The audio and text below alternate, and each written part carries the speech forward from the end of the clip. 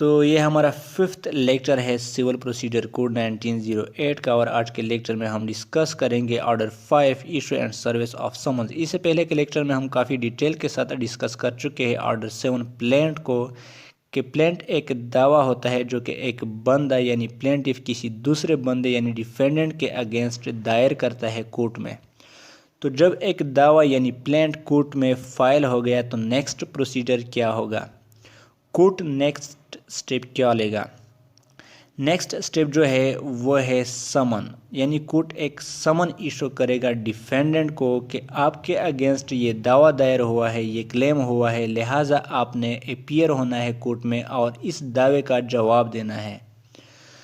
تو یہ جو سمن ہے اس کی ڈیٹیل جو ہے یہ آرڈر 5 میں دی گئی ہے کہ یہ سمن کون ایشو کرے گا، کس طرح ایشو کرے گا، کون لے کے جائے گا، کس طرح لے کے جائے گا، یہ ساری جو ڈیٹیل ہے یہ اس آرڈر 5 میں دی گئی ہے۔ اس سے پہلے کے لیکچرز اگر آپ لوگ مس کر چکے ہیں تو یوٹیوب چینل پہ اویلیبل ہے، بہتر یہ ہے کہ آپ لوگ یوٹیوب چینل کو سبسکرائب بھی کریں تاکہ آنے والے لیکچرز بھی آپ لوگوں کو ٹائم پہ مل سکے۔ اور اگر آپ لوگ یہ لیکچر فیس بک پہ دیکھ رہے ہیں تو اوپر ڈسکرپشن میں لنک دیا گیا ہے، اس پہ کلک کر کے آپ لوگ یوٹیوب چینل پہ جا سکتے ہیں، اس کو سبسکرائب بھی کر سکتے ہیں۔ تو چلے سٹارٹ کرتے ہیں آرڈر 5۔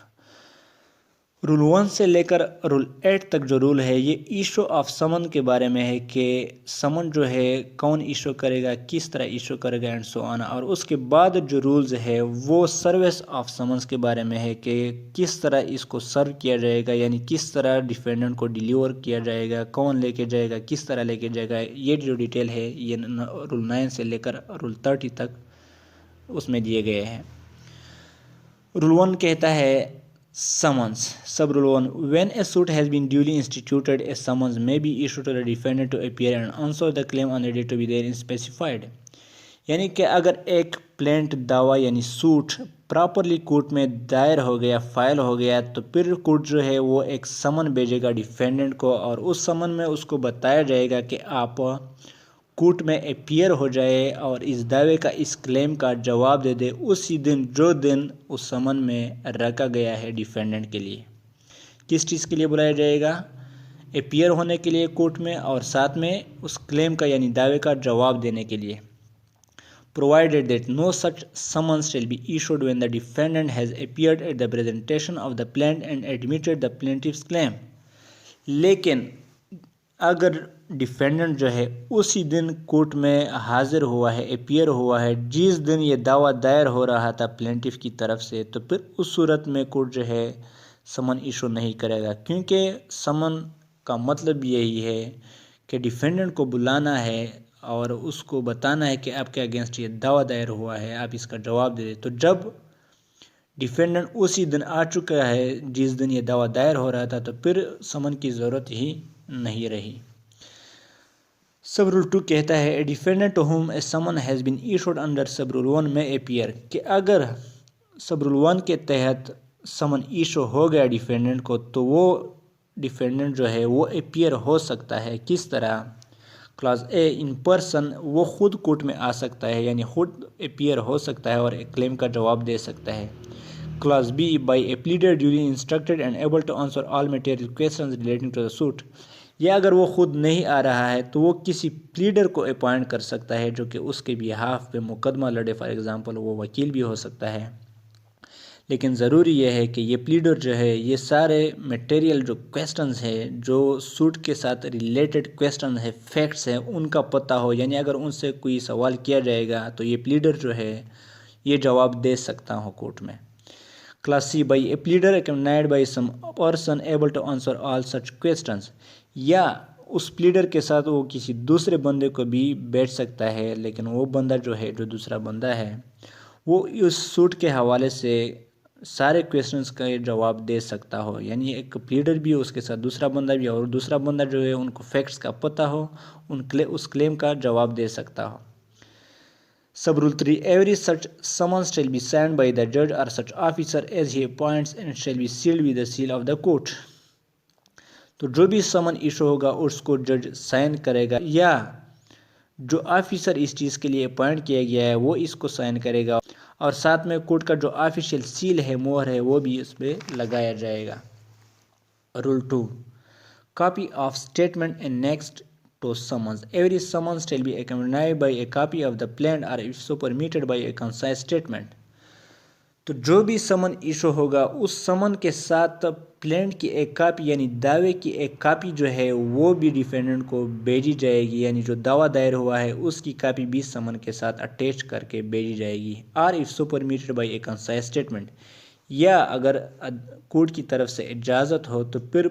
پورا پلینٹ کی کاپی کی بجائے کنسائز اسٹیٹمنٹ جو ہے اس پلینٹ کی اس کو بھیجا جا سکتا ہے، یعنی جو بریف فیکٹس ہے، جو کلیئر انفارمیشن ہے، جو دعویٰ ہے وہ ایکسٹریکٹ کر کے اس پلینٹ سے صرف وہ اٹیچ کر کے سمن کے ساتھ وہ بھیجی جا سکتی ہے، بجائے کہ پورا پلینٹ جو ہے اس کی کاپی بھیجی جائے۔ صرف اتنا کچھ بھیجا جائے تاکہ ڈیفینڈنٹ کو پتہ چلے کہ اس کے اگینسٹ کلیم کیا ہے۔ رول 3 کورٹ میں order defendant or plaintiff to appear in person. Court جو ہے وہ ڈیفینڈنٹ یا پلینٹیف کسی کو بھی پرسنلی اپیئر ہونے کے لیے آرڈر دے سکتا ہے۔ سب رول 1 کہتا ہے where the court sees reason to require the personal appearance of the defendant the summons shall order him to appear in person in court on the day therein specified, کہ اگر court کو لگے کہ defendant کا personally appear ہونا court میں ضروری ہے تو وہ پھر سمن میں ڈیفینڈنٹ کو آرڈر کرے گا کہ آپ نے پرسنلی اپیئر ہونا ہے کورٹ میں، آپ نے کسی پلیڈر یا کسی دوسرے بندے کو نہیں بھیجنا ہے بلکہ آپ نے خود آنا ہے۔ Sub rule 2 where the court sees reason to require the personal appearance of the plaintiff on the same day it shall make an order for such appearance, اور اگر کورٹ کو لگے کہ اسی دن پلینٹیف کا بھی آنا حاضر ہونا ضروری ہے، اس کا اپیئر ہونا ضروری ہے،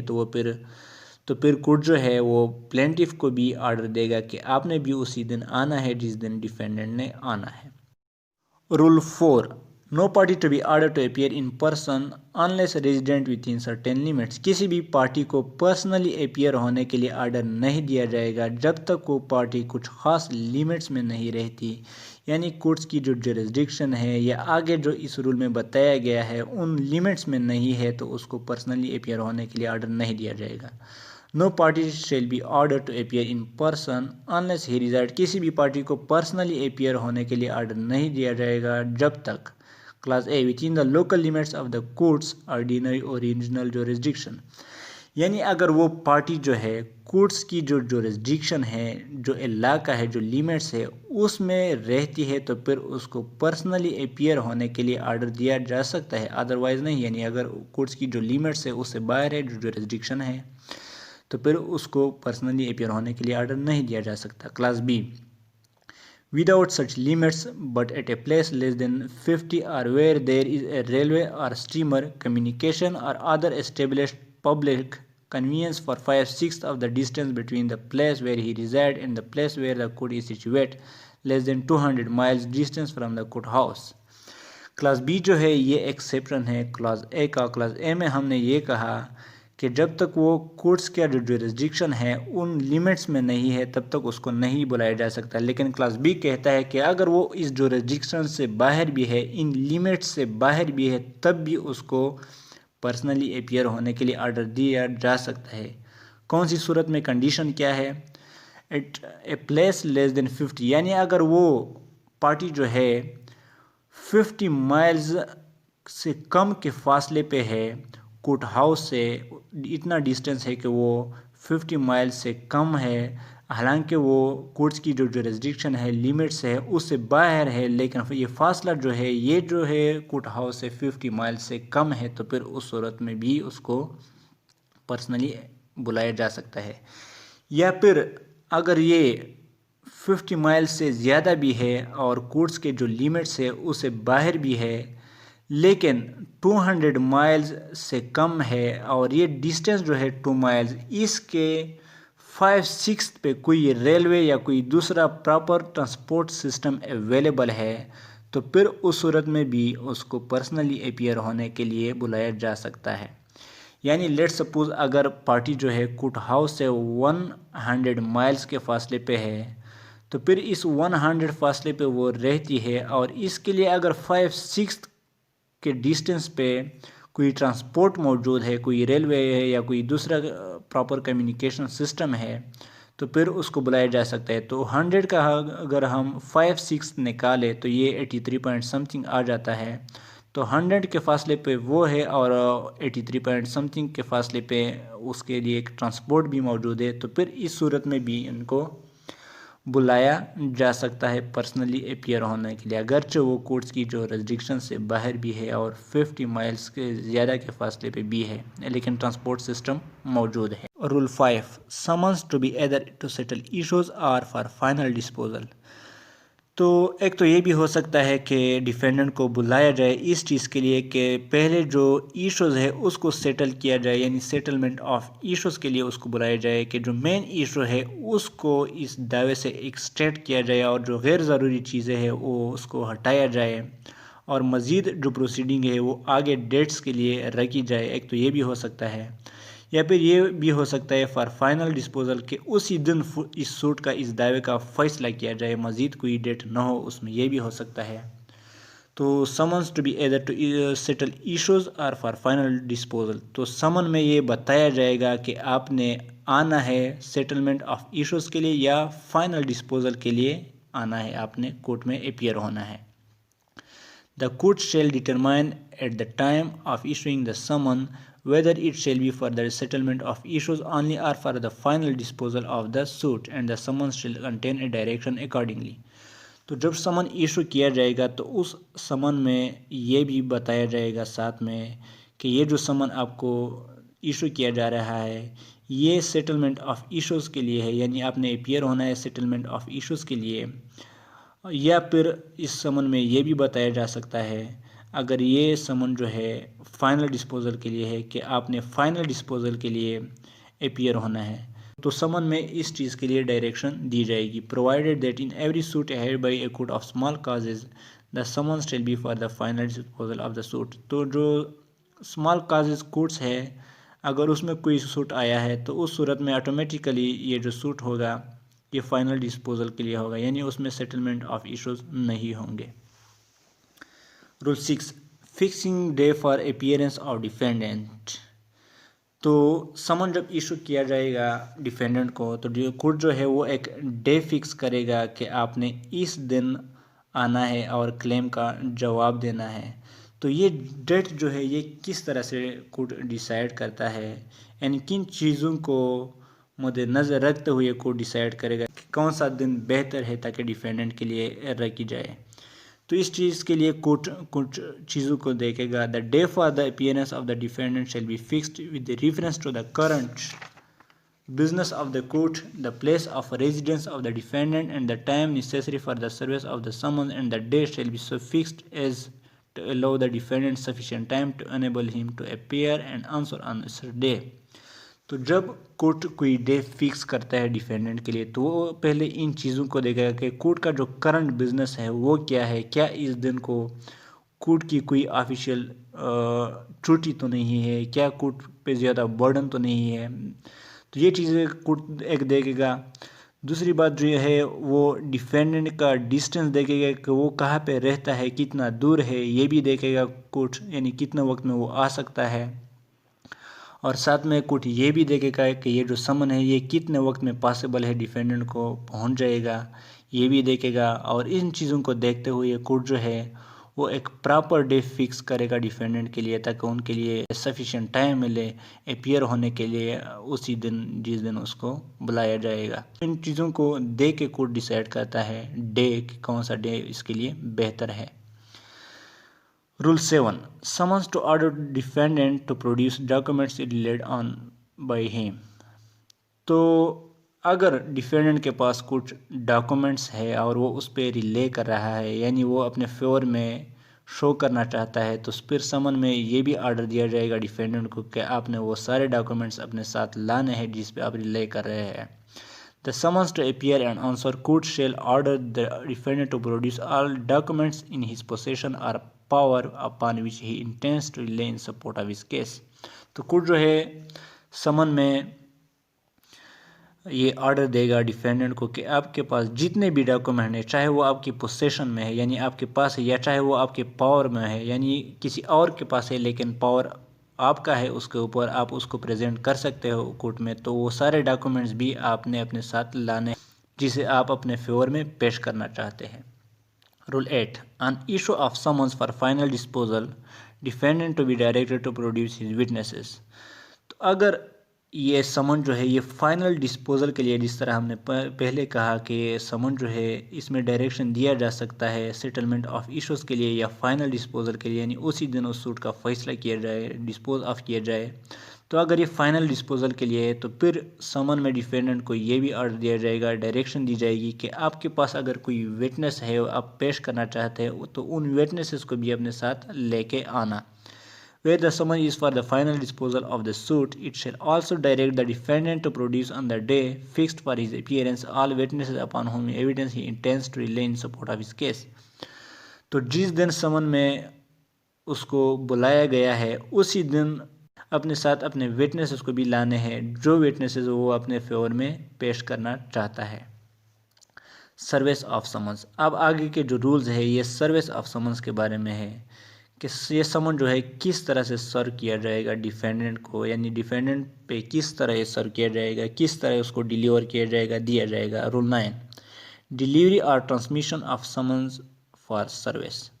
تو اس کی ڈیلیوری یا ٹرانسمیشن کس طرح ہوگی ڈیفینڈنٹ کو۔ Sub rule 1 where the defendant reside within the jurisdiction of the court in which the suit is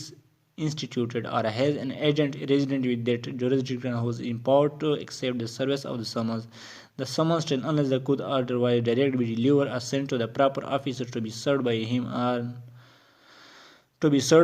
or on one of his subordinates۔ تو اگر یہ پارٹی جو ہے یہ کورٹ کی جورسڈکشن میں رہتی ہے یا کورٹ کی جورسڈکشن میں اس کا کوئی ایجنٹ ہے جس کو انہوں نے اس پارٹی نے اترائز کیا ہے کہ آپ میرے بیہاف پہ سمن ریسیو کر سکتے ہیں، تو کورٹ جو ہے یہ سمن ایک پراپر آفیسر کو دے گا کہ آپ اس سمن کو اس ڈیفینڈنٹ پہ سرو کر دیں، یعنی ڈیفینڈنٹ کو دے دے، یا اگر اس آفیسر کا کوئی سب آرڈینیٹ ہے تو وہ آفیسر جو ہے وہ اس سب آرڈینیٹ کے ذریعے سے بھی اس ڈیفینڈنٹ کو یا اس کے ایجنٹ کو، چونکہ اس کورٹ کے جورسڈکشن کا جو لیمٹس ہے، ایریا ہے، اس میں رہتی ہو، ان پہ سرو کیا جا سکتا ہے۔ لیکن اگر کورٹ نے کوئی اور ڈائریکشن دیا ہو، کس اور طرح سے ڈیلیور کرنے کا ڈائریکشن دیا گیا ہو، تو پھر اس صورت میں وہی اپلائی ہوگا۔ لیکن اگر کوئی ڈائریکشن نہیں دی گئی ہے تو پھر ایک پراپر آفیسر یا اس کے سب آرڈینیٹ کے ذریعے سے ڈیفینڈنٹ کو یا اس کے ایجنٹ کو یہ سمن جو ہے سرو کیا جائے گا۔ سب rule 2 the proper officer may be an officer of a court other than that in which the suit is instituted, and where he is such an officer the summons may be sent to him by post or in such other manner as the court may direct۔ تو یہ جو proper officer ہے جس کے ذریعے سے یہ سمن جو ہے یہ سرو کرنا ہے، ڈیلیور کرنا ہے ڈیفینڈنٹ کو، یہ ہو سکتا ہے کہ وہ کسی اور کورٹ کا ہو، ضروری نہیں ہے کہ یہ اسی ہی کورٹ کا ہو جس کورٹ نے یہ سمن ایشو کیا گیا ہے، کیونکہ وہ کسی اور ڈسٹرکٹ میں بھی رہ سکتا ہو، تو پھر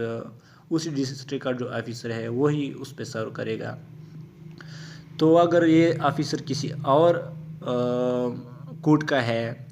تو یہ سمن جو ہے یہ بھیجا جائے گا ایک پوسٹ کے ذریعے سے اس آفیسر کو، اور وہ آفیسر جو ہے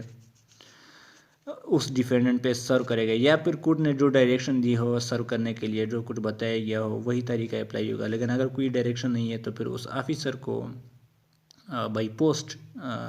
بھیجا جائے گا کہ آپ اور ڈیفینڈنٹ کے اوپر یہ جو سمن ہے سرو کر دیں۔ سب rule 3 unless the court otherwise directs, the proper officer or an officer authorized by him in this behalf shall cause the service of summons and return it to the court within 15 days of issue of summons۔ تو اگر court نے کوئی اور direction نہیں دی ہو تو پھر یہ جو پراپر آفیسر ہے یہ اس سمن کو سرو کرے گا، اور سرو کرنے کے بعد یہ جو اوریجنل سمن ہے یہ کورٹ کو واپس ریٹرن کرے گا۔ کتنے ٹائم ہے؟ within 15 days of issuance of، جس دن سے یہ سمن جو ہے ایشو ہوا ہے اس سے لے کر 15 ڈیز کے اندر اس سمن کو کورٹ میں واپس لے کے آئے گا۔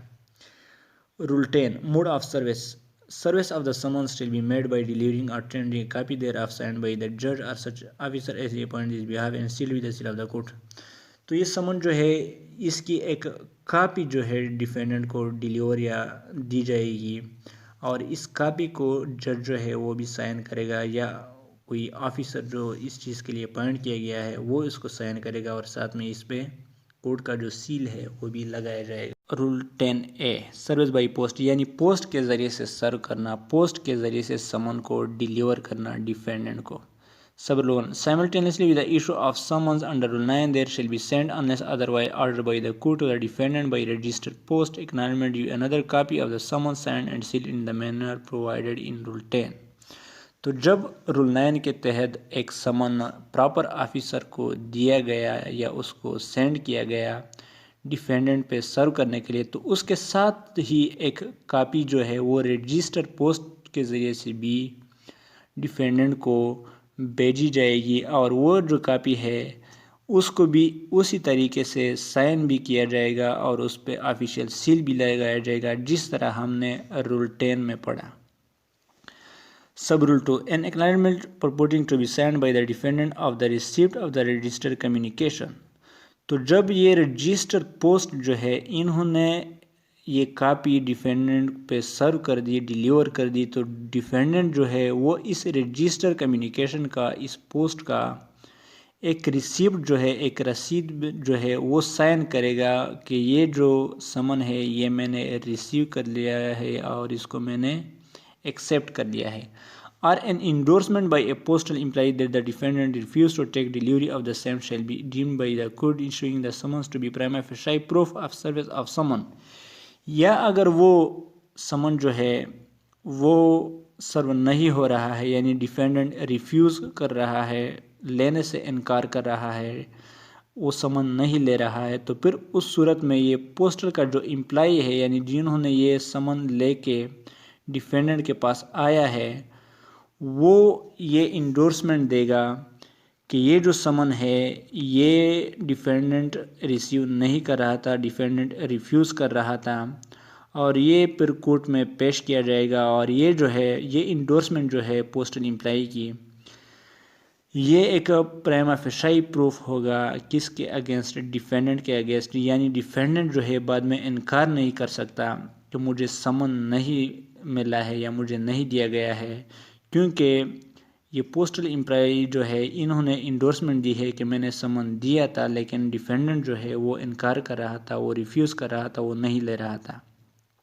تو پھر یہ پراما فیشائی پروف ہوگا ڈیفینڈنٹ کے اگینسٹ، اور ڈیفینڈنٹ بعد میں انکار نہیں کر سکتا کہ مجھے سمن نہیں دیا گیا ہے یا مجھے ملا نہیں ہے۔